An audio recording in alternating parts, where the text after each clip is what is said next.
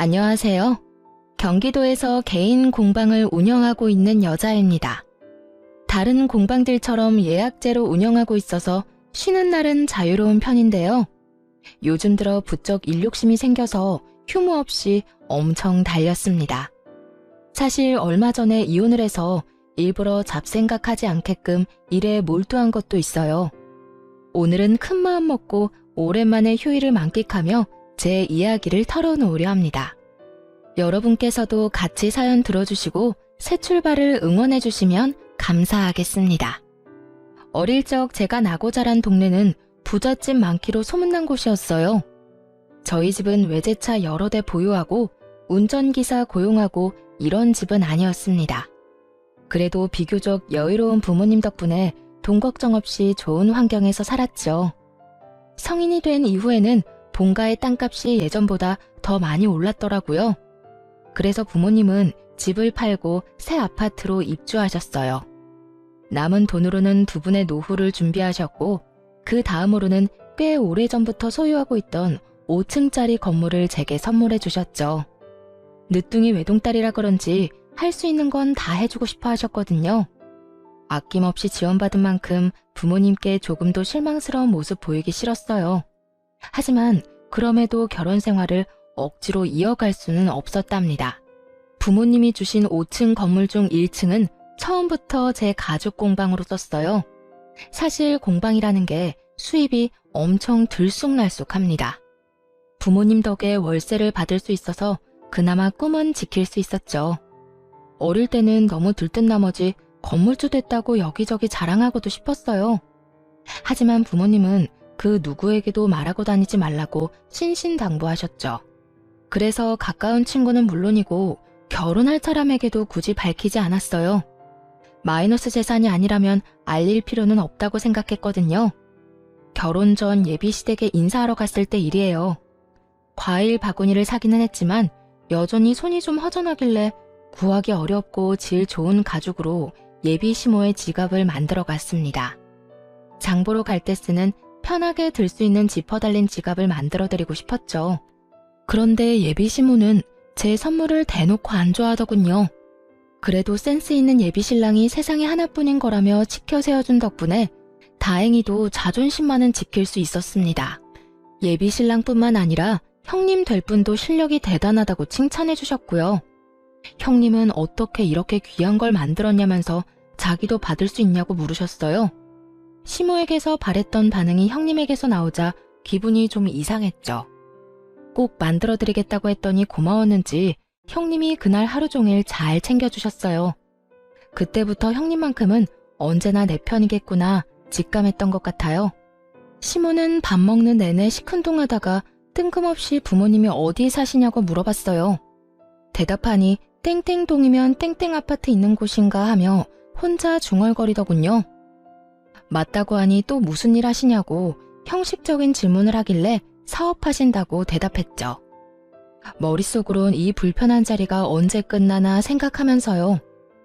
그런데 그때부터 시모의 눈빛이 갑자기 초롱초롱해지더군요. 가라앉았던 목소리도 전과는 다르게 높아졌고요. 게다가 한쪽으로 치워둔 제 선물을 다시 주섬주섬 꺼내보더니 마치 방금 선물 받은 것처럼 지갑 너무 잘 쓰겠다면서 해맑게 웃는 거 아니겠어요? 부모님 배경 듣고 태도가 싹 바뀐 시모를 보며 좀 속보인다 싶었어요. 그나마 식사 자리 다 끝나고 민망해하는 예비 신랑의 사과에 마음을 풀 수 있었죠. 결혼 생활 해보니까 그때 남편을 시원하게 뻥 찼어야 했는데 하고 후회됐어요. 모자란 남편보다 형님이 훨씬 더 든든한 존재가 돼주셨거든요. 시모는 뭐 말할 것도 없이 최악이었네요. 물론 결혼하고 얼마 동안은 엄청 잘해주는 척 했습니다.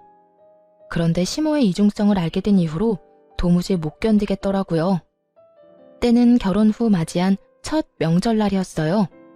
신혼여행 다녀오고 나서 한동안 삶에 치여 바쁘게 지냈기에 공식적으로 처음 시댁에 방문하는 날이었죠.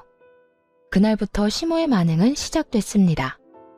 똑같은 며느리인데 시모는 민망할 정도로 형님과 저를 대놓고 차별하더군요. 저를 마구 구박했느냐고요? 아니요. 시모는 형님에게만 일을 시키고 어떻게든 트집을 잡아서 형님만 혼내더라고요. 아이고, 오늘은 그냥 명절이 아니야. 우리 세아가 귀한 세 사람들인 첫 명절이라고. 알지? 너 제대로 해야 한다. 네, 어머님. 평소보다 더 신경 써서 음식할게요. 세아가, 너는 나랑 가서 이야기 좀 하자꾸나. 어머님, 저도 형님 음식하시는 거 도울게요. 어머, 네가 뭘 안다고 그래? 어디 음식 할 줄이나 알고? 처음이니까 너무 애쓰지 않아도 된다. 음식은 첫째가 다 할 테니까 넌 걱정 말아라. 아니, 그래도... 그래, 동서. 난 괜찮으니까 오늘은 편하게 있어. 너무 불편해서 곤란한 얼굴로 형님 쪽을 보자 형님은 웃으면서 괜찮다는 신호를 보내셨어요. 솔직히 그때까지는 진짜 제가 서투니까 시모가 손을 못 대게 하는 건가 싶었거든요. 그런데 지켜보니 그냥 형님과 저를 차별하는 거더라고요. 시모는 음식하는 형님을 가만두지도 않고 툭 하면 거실로 호출했는데 형님은 짜증 부리는 기색 한 번 없이 온화한 웃음을 지으셨어요. 거기다 시모는 저는 우리 새아기 하면서 부담스럽게 부르면서 형님은 그저 예 라고 차갑게 부르는 거 있죠. 예, 너 잠시 여기 좀 와보렴. 네, 어머님. 뭐 필요하세요? 기름 냄새가 온 집안에 퍼지니까 속이 너무 안 좋구나. 요한마트 가서 콜라 몇 병 좀 사와. 어머님, 그럼 매실을 타드릴까요? 콜라보다 더 건강에 좋을 거예요. 아니, 넌 내가 콜라 얘기하는데 무슨 매실 타령이니? 아유, 지겨워 정말.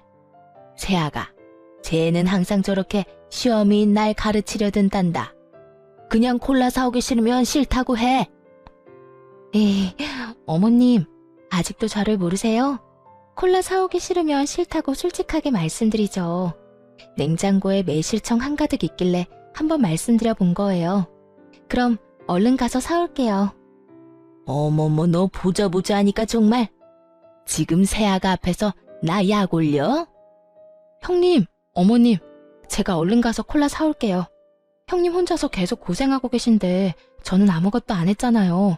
심부름이라도 하게 해주세요. 그럼 그럴래, 동서? 고마워.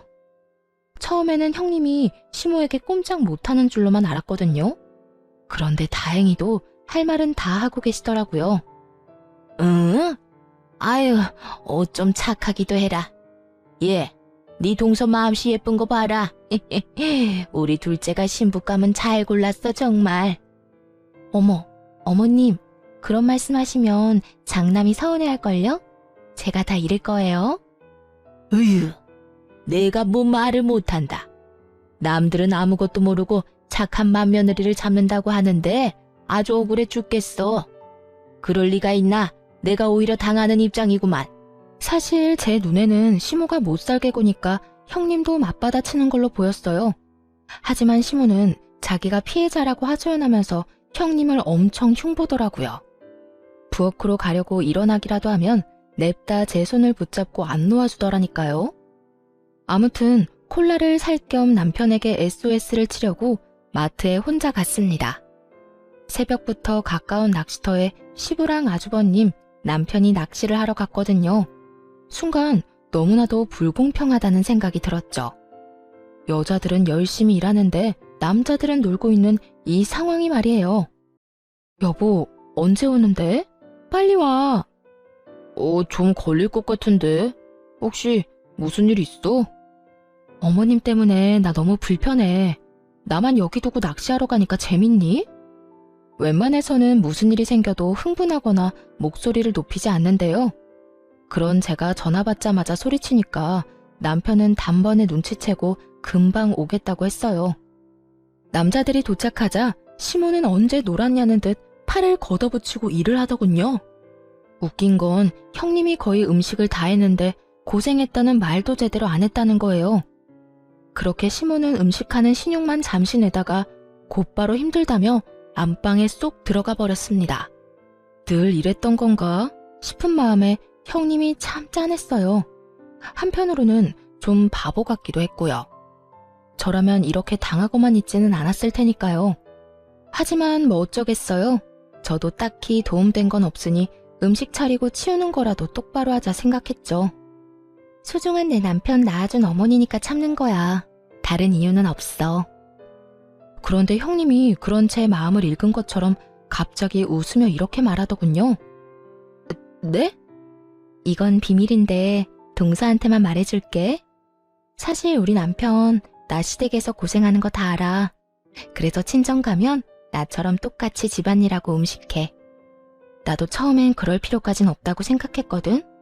근데 남편이 나서서 그렇게 해주니까 내 마음에 응어리는 안 생기더라. 그냥 동서가 나 불쌍하게 쳐다보길래 그렇다고 말해주고 싶었어. 동서도 중간에서 힘들지? 미안해. 형님, 죄송해요. 에이, 동서가 죄송할 게 뭐가 있어. 형님에게 딱 걸린 것만 같아 조금 부끄럽기도 하고 미안했어요. 형님이 참 대단해 보이고 아주버님도 현명하신 것 같았죠. 남편은 만약 나에게 이런 일이 생긴다면 어떻게 할지 궁금해지기도 했고요. 한편 시모는 형님을 정신적으로도 공격하더군요. 은근히 형님 집안 뭐 볼 거 있냐며 흉보기도 했는데 뭐 그것까지는 참았어요. 그런데 점점 같이 뒷말하기를 원하더라고요. 한 식구인데 이간질하는 게 너무 싫어서 잘 모르겠다는 얼굴로 무건수행했죠. 그랬더니 나중에는 그게 마음에 안 들었던 모양인지 시모에게 딱 찍히고 말았죠. 우리 둘째는 부모님이 땡땡 아파트에 살아서 든든하겠어. 나중에 당연히 네가 물려받을 거 아니야. 네? 그건 엄마 아빠 노후자금이자 보금자리인걸요. 뭐 그 정도 아파트 가지고 계신 거면 사돈네 형편 말해 뭐 하겠니? 당연히 노후자금 외에도 여유 있으시겠지. 너도 다 물려받을 재산 있으니까 안심하고 돈 안 되는 공방 운영하는 거 아니냐? 그런 거 아니에요, 어머님. 아니긴. 나한테는 솔직히 말해도 된다. 처음에 솔직히 너도 공방하고 아들도 식당 하니까 내가 많이 걱정했거든. 한 명이라도 수입이 일정해야 하는데 둘 다 들쭉날쭉 고정적인 수입이 없잖니. 그런데 새아가 친정이 넉넉해서 얼마나 다행인지 몰라. 그 말에 남편을 노려보자 남편은 오히려 으쓱한 눈치더라고요. 전혀 좋게 안 들렸는데 남편은 자기 장가 잘 갔다는 칭찬으로 들었나 봐요. 아이고 크네. 너는 친정 부모님 안녕하시다니? 나는 평범해도 너무 평범한 네 친정 때문에 내가 며느리 복 없는 줄로만 알았잖니. 새아가 들어오고 나서야 나도 며느리 복 있는 걸 알았지. 넉넉한 며느리 둘이 들어왔으면 나도 노후 걱정은 없었을 텐데. 말해 뭐하니? 입만 아프다. 으휴. 이번에는 형님도 기분이 상하신 것 같았어요. 아까처럼 대답하거나 온화한 웃음을 짓는 대신 그저 입을 꾹 다무셨거든요. 분위기를 망치기 싫어서 억지로 참는 눈치였죠. 그런데 속이 뻥 뚫리게 시원했던 건 아주버님의 말이었어요. 어머니, 제가 태어나 가장 잘한 일이 이 사람이랑 결혼한 거예요. 매년 조상님들 드시라고 제사 음식 해온 게 누군데요? 어머니 노후는 못 챙겨도 조상님들 사후는 이 사람이 챙기고 있잖아요. 나중에 엄마 돌아가시면 제사 안 지내도 돼요? 아들, 말을 왜 그렇게 무섭게 하니? 그럼 어머니는 왜 그렇게 말을 밉게 하세요? 아주버님의 말에 시모는 깨갱하고 그 앞에서는 더 이상 별말 못했어요. 대신 뒤에서 형님을 더 괴롭혔죠. 차례상 녹그릇이며 다 같이 먹은 식사 그릇까지 혼자 설거지를 다 하라는 둥. 친정에 아주버님 먼저 보내고 집안일 돕고 가라는 둥. 형님에게 이것저것 시키며 무슨 가정부 고용한 사람처럼 굴었습니다. 단순히 며느리에게 일을 시키는 게 아니라 모욕감을 주려고 하는 듯 보였어요. 아가, 우리 둘이 남자들 사우나 다녀올 동안 명절 특선 영화나 보자꾸나. 과일도 같이 먹을까? 뭐 좋아하니? 어머님, 그럼 저 형님 도와드리고 형님이랑 같이 올게요. 먼저 과일 드시면서 편하게 영화 보고 계세요. 뭐하러 그러니? 너 지금 착한 척 하는 거니? 이제 보는 사람도 없는데 굳이 안 그래도 된다. 네? 착한 척이 아니라요, 어머님. 녹그릇이 많이 무겁기도 하고 형님 혼자 설거지 하시기엔 양이 너무 많잖아요. 음식도 형님이 다 하셔서 제 마음이 불편해서 그래요. 예, 기가 막혀서 참나. 그게 바로 착한 척이야. 너 지금껏 제 고생은 다 시켜놓고 갑자기 돕겠다는 게 무슨 말이니? 내가 예쁘다 예쁘다 해주니까 시어미 말이 지금 웃음니? 잔말 말고 영화나 보자니까. 네? 동서, 난 괜찮으니까 어머님이 하자는 대로 해드려. 갑자기 제 탓을 하는 시모의 말에 깜짝 놀랐어요. 형님은 이미 이런 고집을 수없이 겪었다는 듯 억지 웃음을 띤 얼굴로 저를 만류했죠. 아마 저까지 시모에게 미움을 살까봐 도와준 듯 했습니다. 들었지? 제가 그러라잖니. 하지만 며느리를 함부로 하대하는 시모를 더는 견디기 힘들더군요. 그래서 소파에서 벌떡 일어나 설거지 금방 하고 오겠다고 말했어요. 그냥 시모의 말대로 해버리면 앞으로 더한 걸 요구할 것 같아서 아주 오싹했거든요. 어머님, 저 손으로 일하는 직업이라 설거지도 깨끗하고 빠르게 엄청 잘해요. 가서 금방 설거지하고 올게요. 그리고 명절에는 따로 형님한테 용돈 좀 챙겨주셔야겠어요. 형님 혼자 일을 다 하시잖아요. 끝까지 입 바른 소리를 하자 시모는 빤히 쳐다보다가 이내 콧방귀를 뀌었어요. 그때부터 은근히 저를 괴롭히기 시작했고요. 형님은 왜 그랬냐면서 걱정했지만 차라리 같이 미움받는 쪽이 나을 것 같았어요. 그런데 예상 밖으로 시모는 시댁을 벗어나서까지 괴롭히려고 들더군요. 우선 그날 집에 돌아오자마자 남편에게 시댁에서의 일을 여과 없이 말했습니다. 바로 말해놓는 게 나중에 탈이 나지 않을 것 같았거든요. 남편은 곧바로 저를 혼자 두고 자리를 비워서 미안하다고 사과는 했지만 시댁에 자주 갈 일 없으니 한 번만 참아달라는 부탁을 하더군요. 아무리 남편의 잘못이 아니라지만 대충 넘어가려는 느낌이라 영 찝찝했어요. 그래서 되도록 시댁에 가지 않으려고 필사적으로 노력했습니다. 이번 주 주말에 엄마가 한번 오래. 갑자기? 왜? 뭐 아들 보고 싶은데 이유 있으시겠어? 그래? 잘 다녀와. 나도 친정에 다녀와야겠다. 장모님이 당신 보고 오래? 아니? 그런 말씀 없으셨는데? 그럼 왜 가? 어머님이랑 똑같지. 우리 엄마 아빠도 딸 보고 싶은데 이유 있겠어? 잠깐만. 당신 지금 내가 우리 집 간다니까 당신도 친정에 간다는 거잖아. 좀 유치하네. 부부는 일심동체 함께 움직여야지. 원래 여자는 남편 가는 곳 따라가는 거야. 자기가 그때 나보고 시댁에는 자주 갈 일 없을 거라며 부부가 일심동체면 나랑 우리 집 같이 가면 되겠다. 진짜 치사하게 그럴 거야? 우리 엄마가 뭐 잡아먹어? 진짜 중요한 날 아니고서야 시댁에 갈 필요 없다며. 그러자 남편은 할 말이 없으니 입을 꾹 다물더라고요. 하지만 생각이 짧았던 걸까요? 시댁에 남편만 보내니까 시모가 엄청 약올랐나 봐요. 그 이후로 가게에 찾아오는 깜짝 이벤트를 준비하셨더라고요. 어머님, 여긴 어쩐 일이세요?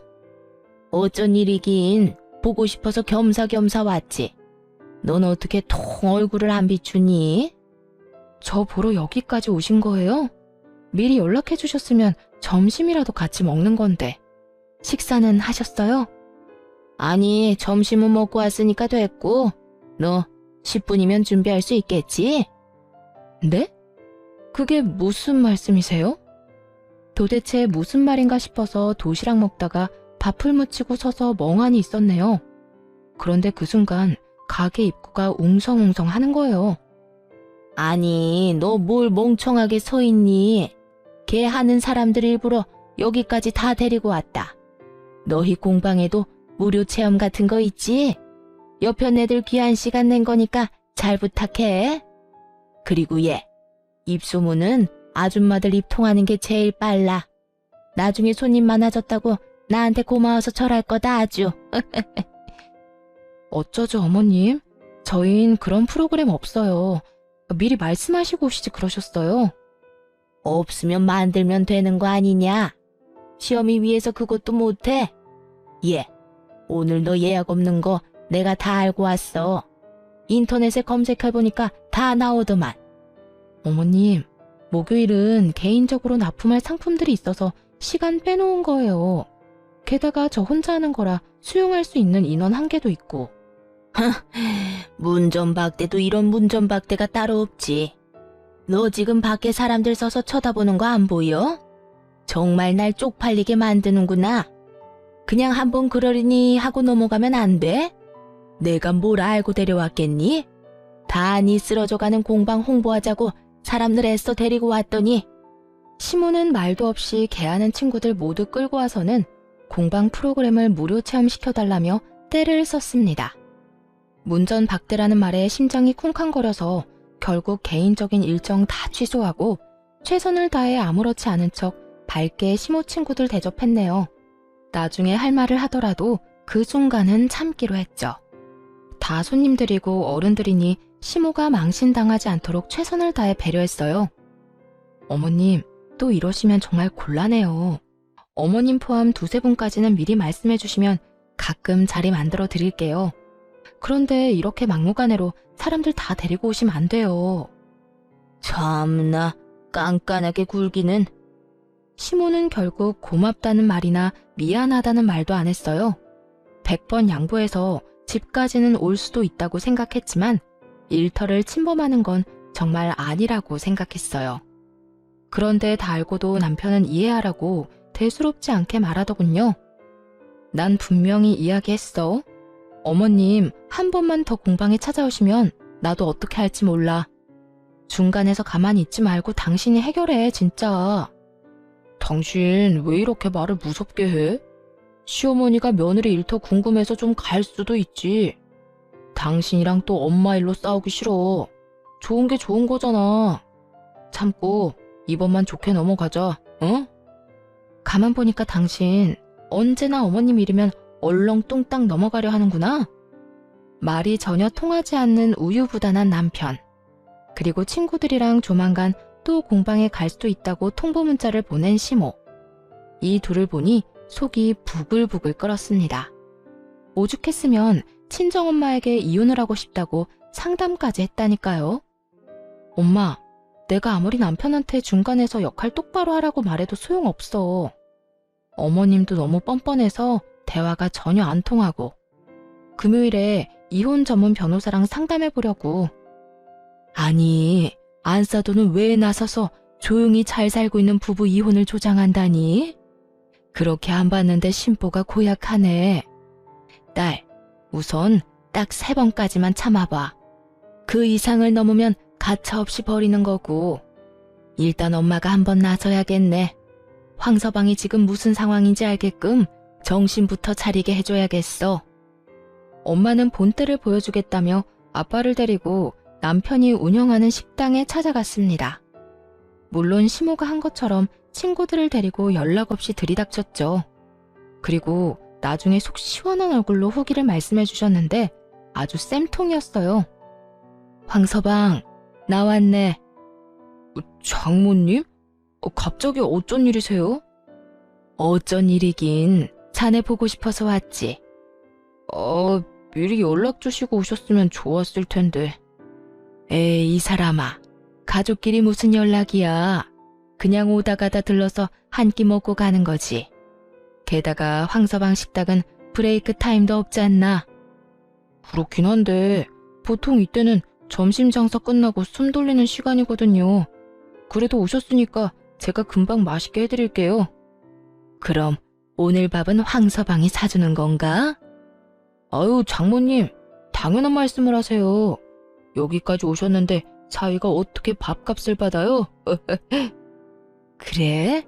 좀 많이 먹을 것 같은데. 장인어른도 오셨어요? 그럼 나 혼자 왔겠어? 어서들 들어와. 아니, 우리 골프 모임 사람들이 황서방 가게 하도 궁금하대서 다 데리고 왔지. 에? 걱정 마. 저 사람들 중에 유명한 블로거도 있거든? 자네 식당 홍보 아주 잘해줄 거야. 아이고, 우리 사위가 오늘 쏜다네. 먹고 싶은 거 걱정하지 말고 다 시켜. 남편은 10명 정도 되는 부모님 손님들을 대접하다가 아무리 생각해도 분했는지 저에게 전화를 했어요. 정말 너무한 거 아니야? 장모님이랑 장인어른 골프 모임 사람들 다 데리고 식사하러 오셨어. 이 시국에 자영업하는 사이 생각하면 이러시면 안 되는 거잖아.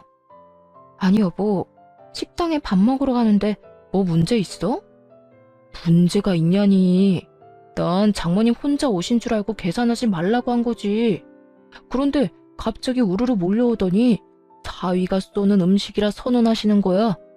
그때부터 사람들 공짜라고 아주 신나서 여러 음식 주문해서 먹는데 아우 저게 다 얼마야 진짜.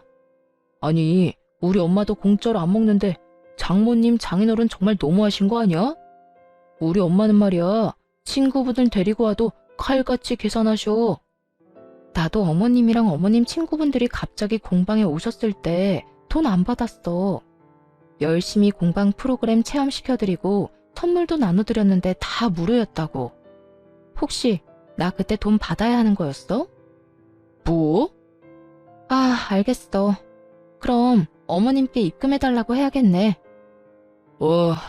설마 너 지금 일부러 이러는 거야? 혹시 똑같이 해달라고 장모님한테 부탁했어?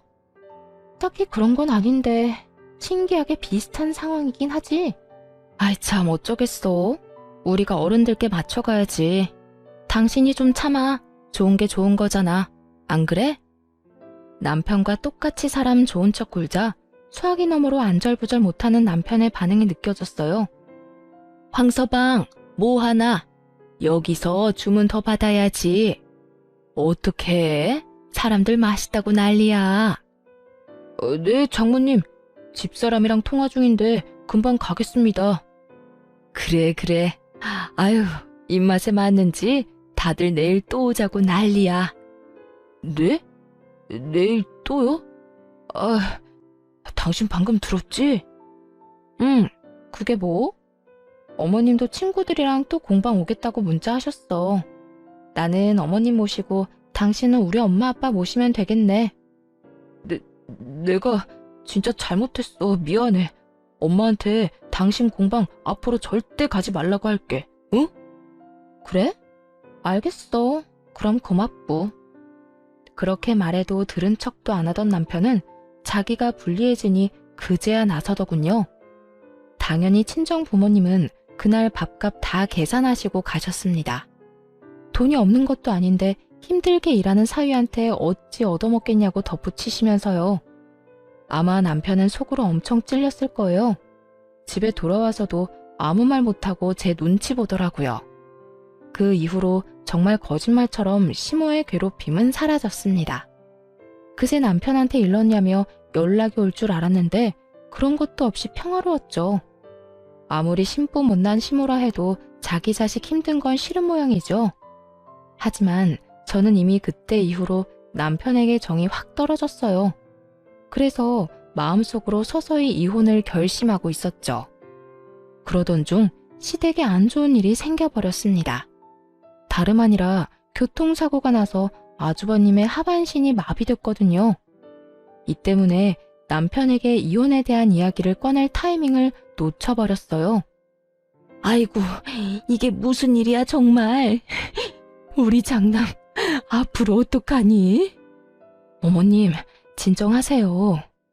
진정하게 생겼어? 결혼을 잘못해서 이렇게 지질이 복도 없는 거야.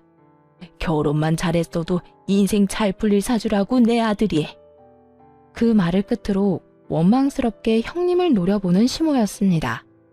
이젠 하다하다 말도 안 되는 이유로 형님께 화풀이를 하더군요. 어머니, 저 괜찮으니까 이제 그만 돌아가세요. 이 사람이 제일 고생하는데 어떻게 그런 식으로 말씀하세요? 그것도 식구들 다 있는 앞에서. 속상해서 그랬다, 속상해서. 형, 엄마한테 왜 그래? 힘든 건 알지만 선은 지키자. 지금 네 형수 얼굴 반쪽 된 건 안 보여? 병문안 왔으면 그냥 조용히 있다 가든가. 가족이라는 사람들이 어떻게 이래? 특히 어머니는 그러시면 안 되죠. 이 사람이 그동안 어떻게 했는데.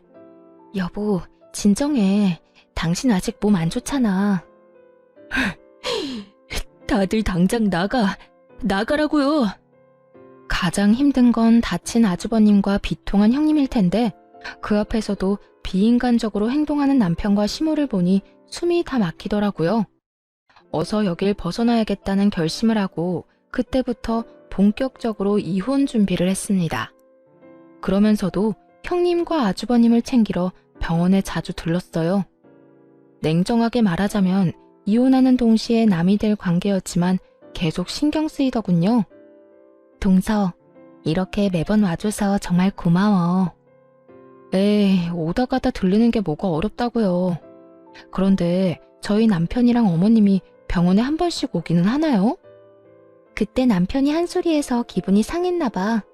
차라리 안 오는 게 나은 건가 싶다가도 남편 생각하면 가끔이라도 와줬으면 하는데 그때 이후로 서방님도 어머님도 안 오시네.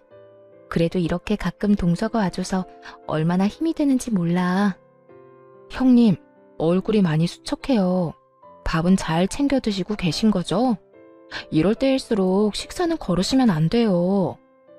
그게 사실 동서, 이런 말 꺼내서 정말 미안한데 혹시 병원비 모자라세요? 제가 전부까지는 아니더라도 조금은 도와드릴 수 있어요. 그러니까 너무 걱정하지 마세요.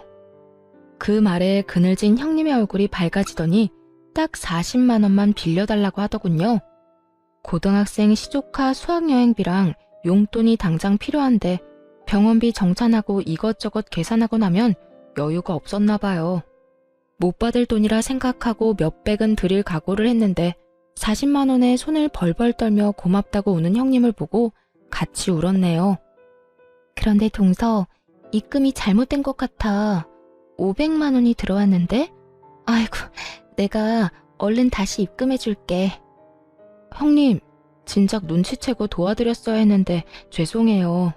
수영이한테 수학여행 잘 다녀오라고 전해주실래요? 입금은 제대로 한 거 맞아요. 저 만약 형님 없었으면 어머님 심술 때문에 바로 도망갔을 거예요.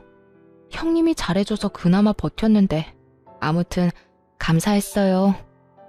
형님은 그런 제 말이 이상했는지 혹시 남편이랑 무슨 일 있냐고 물었어요. 그래서 솔직하게 이혼을 준비하고 있다고 말했습니다. 그러자 형님은 깜짝 놀랄 이야기를 했어요. 우리가 어머님 심술 참은 것도 다 이민 가면 안 보고 사니까 그런 거였어. 그런데 갑자기 이런 사고를 당하는 바람에. 네? 이민이요? 그래도 포기는 안 할 거야. 좀 늦춰졌다고 생각해야지. 아직은 우리나라보다 외국이 장애인 복지가 더 좋잖아. 저 사람을 위해서라도 꼭 가야지. 그 사실을 알자마자 머뭇거리다 형님에게 귀뜸해드렸어요.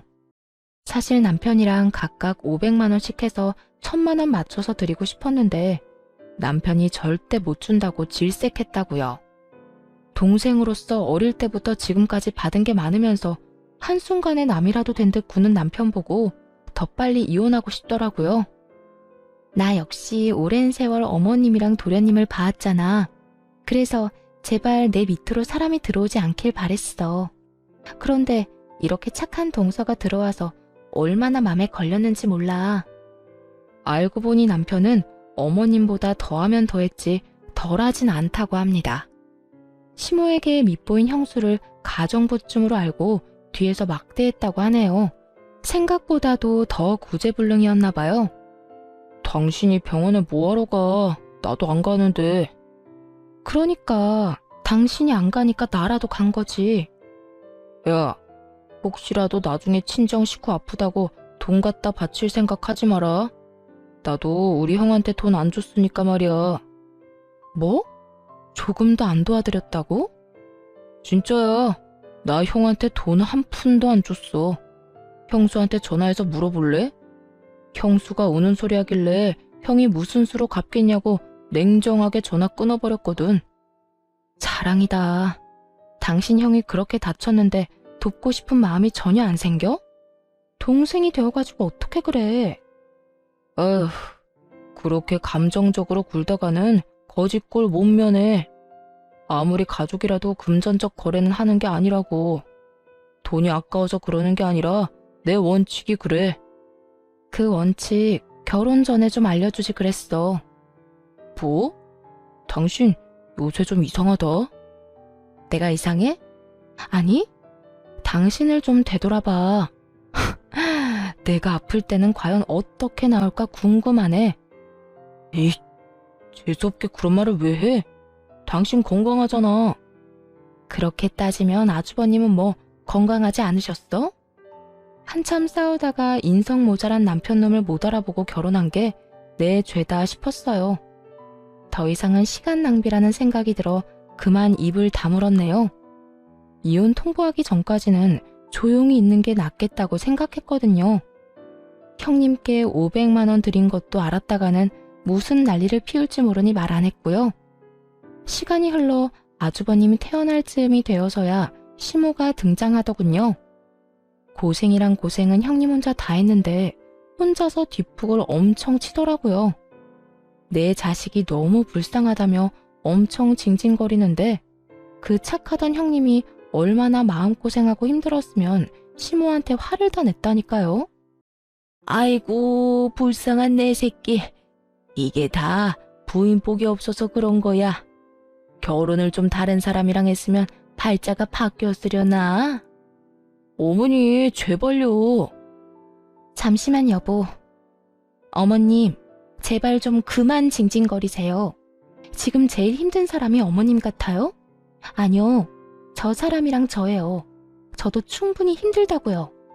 지금까지 코빼기도 안 보이시다가 퇴원할 때는 또 왜 오신 거예요? 도와주실 거 아니면 이만 돌아가 주세요. 뭐? 너 제정신이니? 지금 그게 무슨 말버릇이야? 어머님, 나중에 후회하실 행동 그만 좀 하시라는 거죠. 언제까지 들들 볶으실 건데요? 따지고 보면 이 사람이 부인복 없는 게 아니라 제가 남편복 없는 거죠. 어머어머, 보자 하니까 저게. 형님의 말에 도저히 참을 수 없어서 웃음이 작게 터졌습니다. 시모가 눈치를 주며 눈을 부라렸지만 아랑곳하지 않았어요. 모처럼 형님의 한 방이 너무 속 시원했거든요. 눈을 씻고 봐도 자기 편이 없는 것 같자 시모는 금방 눈물을 그치고 일어나더군요. 눈물 쇼하러 온 중견 여배우라도 되는 줄 알았네요. 그쯤 되니 정말 아들 걱정은 하는 건지도 의문이었어요. 아주버님은 벙쪄 있다가 웃으면서 형님께 앞으로도 그렇게 큰 소리치라고 했어요. 그런데 인생에 계속 안 좋은 일만 일어나는 건 정말 아니더라고요. 그 해에 사고로 너무 힘들었던 형님네 가족에게 무슨 일이 일어난 줄 아세요? 형님이 산 복권이 1등에 당첨되면서 하루아침에 돈방석에 앉은 거 있죠? 시모는 소식 듣고 내 아들 신분 상승했다며 엄청 좋아했지만 저는 또 형님이 호구처럼 돈이라도 뜯기진 않을까 걱정했습니다. 아니나 다를까 시모는 김칫국부터 마시고 있었어요. 갑자기 연락해서는 저와 남편을 불러서 하는 말이 가관이었습니다. 우리 장남이 태어난 지 얼마나 됐니? 더 빨리 신경 썼어야 했는데 이제라도 다 같이 힘을 모아 한상 대접해야지. 1등 금액이 어마어마하던데 나도 말년에 팔 쭉 뻗고 살겠구나. 뭐 하고 서 있어? 얼른 음식 해야지. 네? 제가요? 그럼 내가 하리? 아주버님과 형님을 초대했으니 도와서 음식 좀 하라는데 뭐 이거 해라 저거 해라 말만 해서 거의 저 혼자 다 한 격이었어요. 같이 온 남편도 전혀 도움이 안 됐죠. 힘들지? 그래도 어쩌겠니? 이제는 서열이 아주 달라졌어. 첫째 내한테 봉사하면서 살아야지. 그럼 콩고물이 얼마나 어떻게 떨어질지 누가 아니? 맞아. 조금 힘들더라도 자기가 고생해. 그동안 형수 혼자서 다 하던 거잖아. 진짜 엉망진창이네요. 뭐? 그게 무슨 말버릇이야? 아니, 어쩜 엄마나 아들이나 그렇게 염치 없이 구는 모습이 판박이에요? 당신 뭐라는 거야 지금? 개차반인 시모와 남편에게 질려서 뛰쳐나가려는데 마침 형님이 휠체어 태운 아주버님을 데리고 나타났습니다.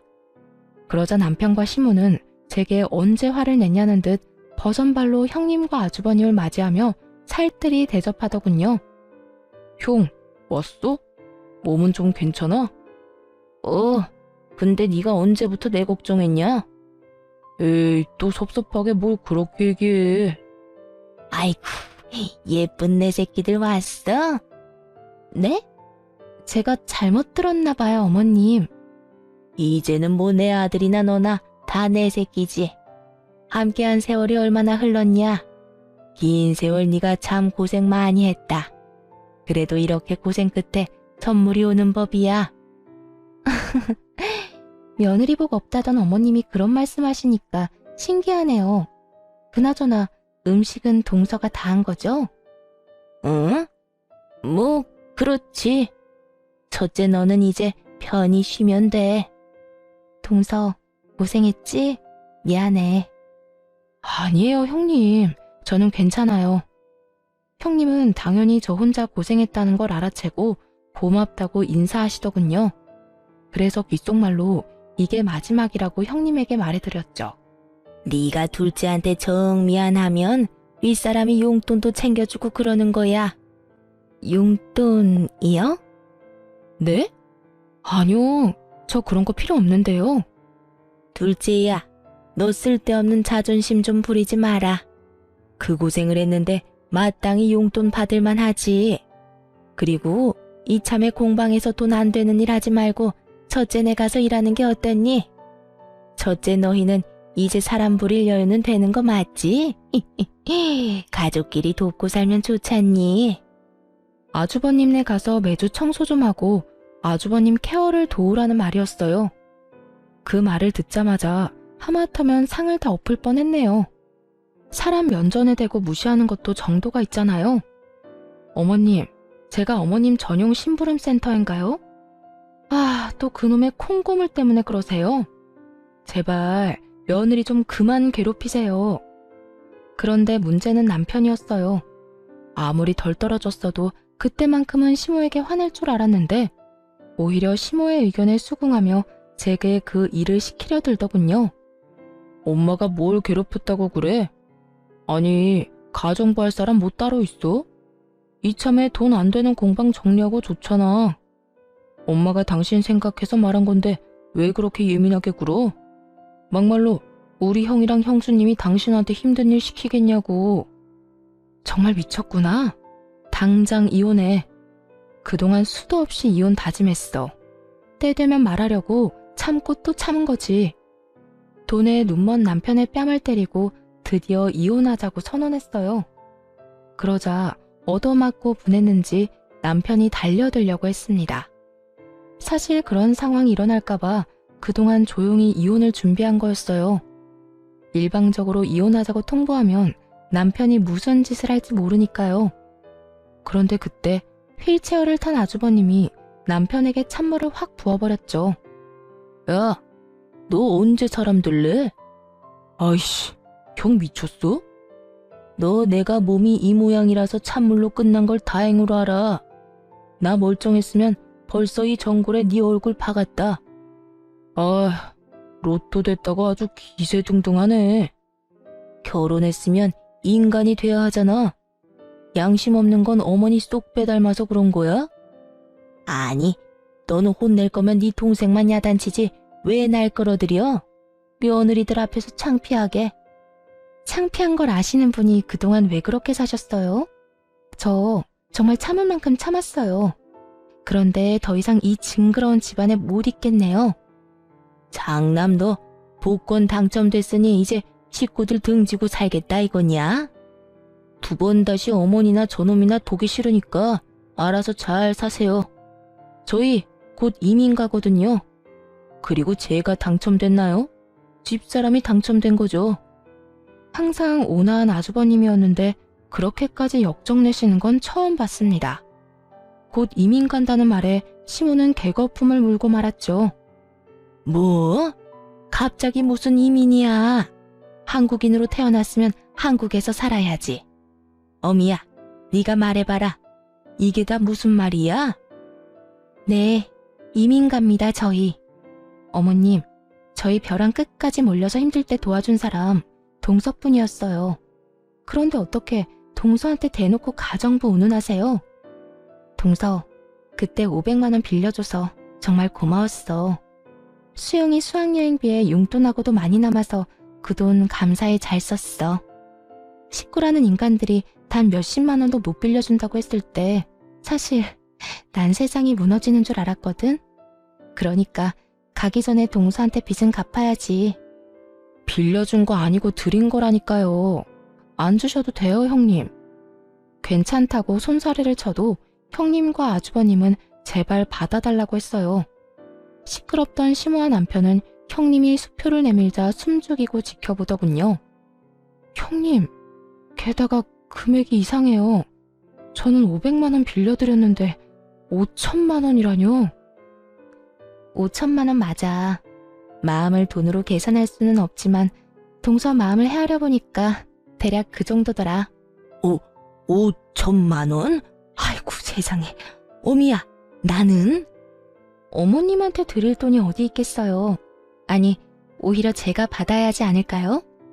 그러자 시모는 갑자기 돌변해서 자기 줄 돈 주고 가라고 절대로 이대로 외국 못 간다고 형님의 바지가랑이를 붙잡았습니다. 남편은 아주버님에게 엄마 모실 돈이라도 달라고 매달렸죠. 나중에 시모가 아프기라도 하면 자기가 모셔야 하는데 어떻게 이러냐면서요. 불구된 형한테는 한 푼도 못 빌려준다던 사람이 누구더라? 형, 진짜 1억이야? 어머니 모시든 말든 너 알아서 해라. 난 이제 이 집 식구 아니니까. 아주버님이 냉정하게 끊어내자 남편 놈은 제 5천만 원이라도 갚겠다고 했어요. 하지만 그 돈이 어떤 돈인데 그대로 남편에게 빼앗길 리가 없죠. 5천만 원은 마음만 감사해 받겠다고 하고 형님께 돌려줬습니다. 이쯤에서 시원하게 정리를 다 해야 할 것 같았거든요. 형님, 저 여유 있어요. 안 도와주셔도 돼요. 정중하게 거절하자 형님은 혹시 돈이 모자란 거냐며 필요하면 그보다 더 주겠다고까지 하셨어요. 괜찮아요. 사실 공방 있는 건물이 제 거거든요. 다들 무시하지만 공방도 엄청 잘 되고 있고 매달 월세 받으면서 살아요. 그래서 저는 이혼해도 여유 있어요. 당신 그게 무슨 말이야? 나한테는 전혀 그런 얘기 안 했잖아. 내가 왜 당신한테 말해야 해? 그야 우린 부부니까. 이혼할 건데 부부는 무슨? 얘기가 나온 김에 진작 준비했던 이혼 서류를 꺼내 남편 얼굴에 찰싹 던져줬네요. 형님은 그제야 제 말이 무슨 뜻인지 알겠다며 고개를 끄덕였어요. 아하, 그러니까 우리가 정말 시어머니 복이 없었던 거네? 그러니까요. 저는 남편 복도 없어서 이쯤 하려고요. 그나저나 어머님, 항상 며느리 복 없다고 우는 소리 하셨었죠? 그런데 알고 보니 복이 분수에 넘쳤던 거네요. 시모는 자기가 귀인을 못 알아봤다며 저와 형님에게 잘못했다고 매달렸어요. 돈 앞에 손바닥 뒤집듯 바뀌는 시모의 모습에 마지막까지 질렸네요. 남편은 아니나 다를까 제 재산도 다 자기 거라며 큰 소리를 치더라고요. 그래서 미리 상담받았던 변호사님한테 전화해서 스피커폰으로 현실을 들려줬어요. 죄송하지만 부모님께 증여받은 재산은 재산 분할에 들어가지 않습니다. 에? 지금 이 사람 변호사라고 이쪽에 유리하게만 말하지 마세요. 못 믿겠으면 너도 변호사 고용해서 물어보든가. 참, 너 그럴 돈 없지? 인터넷에 검색해봐. 다 나와 있으니까. 여보, 나한테 어떻게 이래? 아이고, 멀쩡하던 집안이 아주 콩가루 집안이 됐네. 그 이후 형님네는 가족 전체가 이민 절차 밟고 있다고 해요. 저도 해외가 아주버님께는 훨씬 나을 거라고 생각합니다.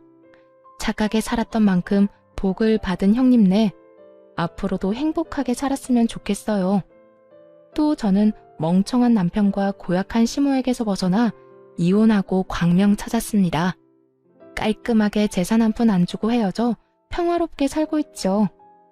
처음에 합의 이혼 절대 안 해주겠다며 고집 부리던 전 남편은 소송 시작하면 억대 위자료 물게 할 거라고 겁주니 금방 깨갱하고 물러나더군요. 아, 그리고 형님이 주신 5천만 원은 결국 받았어요.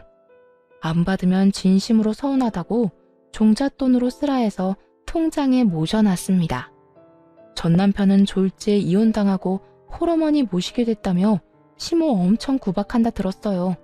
밥값은 해야 하지 않겠냐고 자기 식당에 시모 불러서 일 시키는 것 같던데 아주 끝까지 이상한 놈인 것 같습니다. 뭐 전 시모 인성이 그러니 자업자득이라 할 수도 있겠네요. 이번 일로 정말 모든 일은 다 부메랑처럼 돌아온다는 걸 절실히 깨달았답니다. 긴 사연 들어주셔서 감사드려요. 좋은 하루 보내시길 바랍니다.